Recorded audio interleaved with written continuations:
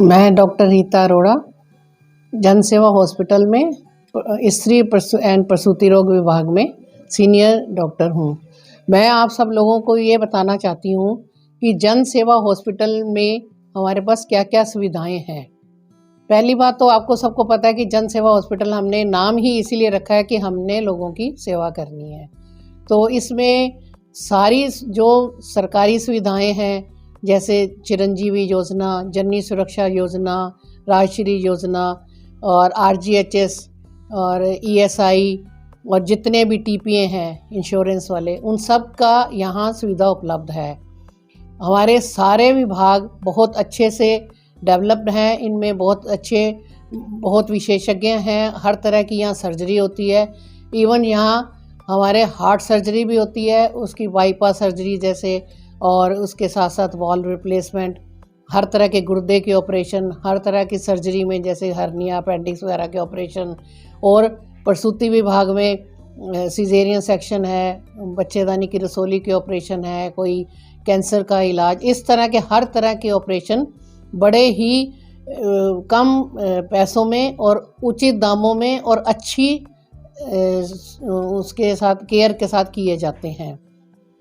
और आपको ये बताना चाहती हूँ कि हमारी जो सरकार की जननी सुरक्षा योजना है उसमें हम जो शहरी विभाग के लेडीज़ हैं उनको तो हम 1200 रुपये और जो ग्रामीण हैं उनको 1400 रुपये आप प्रसूति के डिलीवरी के बाद दिए जाते हैं। तो ये सारी सुविधाएं यहाँ उपलब्ध है। इसके साथ साथ 10 रुपये की सिर्फ पर्ची कटती है और 20 रुपये रहने का खर्चा है और रोगी को खाना भी मुफ्त दिया जाता है। इतनी सारी सुविधाओं के साथ मैं आप सबको ये सलाह देना चाहती हूँ कि एक बार जन सेवा हॉस्पिटल में आकर इसकी सुविधाओं का लाभ जरूर उठाएं।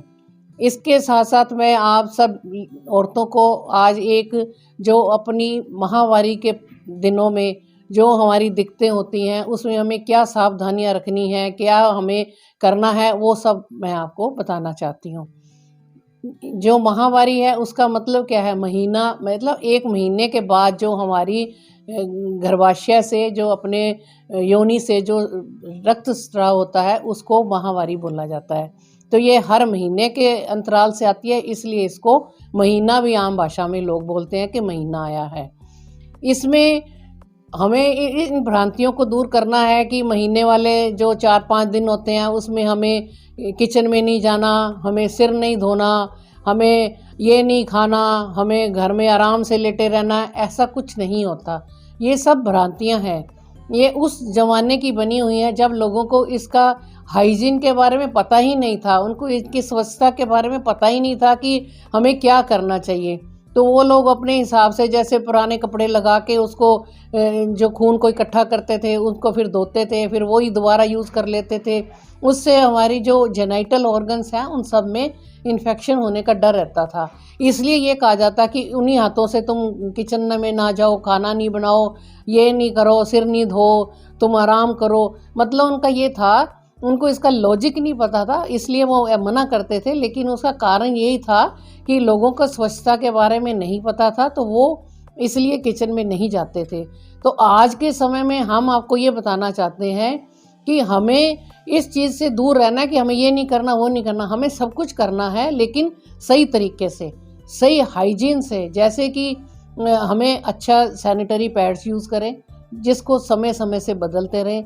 किसी के ज़्यादा ब्लीडिंग होती है तो उसको जल्दी बदलना है और किसी के कम होती है तो उसको उसी हिसाब से 4-5 घंटे में चेंज करते रहना है। रोज़ कपड़े बदलने हैं, रोज़ नहाना है, अपने पैड बदलने से पहले हाथ को धोना है, बाद में धोना है, फिर उसको अच्छे तरीके से डिस्पोज करना है। ये नहीं है कि पैड को उतारा और बाथरूम में फेंक देना है, ऐसे नहीं करना। उसको हमें अच्छे से पेपर में रैप करके डस्टबिन में डालना है। डस्टबिन भी इसके लिए सूखा डस्टबिन होना चाहिए, ये नहीं कि किचन का गंद पड़ा है उसमें, उसी में हम इसको फेंक दें, तो उससे और ज़्यादा इन्फेक्शन बढ़ने का डर रहता है। तो ये सब चीज़ों का हमें ध्यान रखना और रोज़ नहाना है, कपड़े बदलने हैं। ऐसा नहीं है कि हमें 4 दिन नहाना ही नहीं है, ऐसा नहीं करना है। इसके साथ साथ खूब पानी पीते रहें, दूध लें, अच्छी डाइट लें, जिससे कि अपने बॉडी में कोई कमी न है। आपको पता है कि शरीर में से खून निकलेगा तो कमजोरी तो होगी ना, तो उसको ठीक करने के लिए हमें अपनी डाइट ठीक करनी है। इसके साथ साथ पेट में थोड़ा बहुत दर्द भी हो सकता है, तो उस दर्द को दूर करने के लिए हमें दवाइयाँ लेनी है, ना कि हमें सिर्फ सोए रहना है, डॉक्टर से मिलना है और दवा लेनी है। इसके साथ साथ अगर हम इन चीज़ों का ध्यान नहीं रखेंगे तो योनि में जो इन्फेक्शन होगा वो आगे सारे जेनाइटल ऑर्गन में इन्फेक्शन कर देते हैं, जिससे क्या होगा कि बाद में ये गंभीर बीमारियों को भी जन्म दे देती हैं।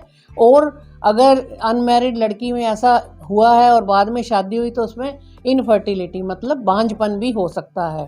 तो हमें इन सब चीज़ों का ध्यान रखना है और हर तरह से लोगों को समझाना है, अपने साथ वालों को समझाना है और इसकी समय से जांच करवानी है अगर आपके कोई दिक्कत आती है तो। धन्यवाद।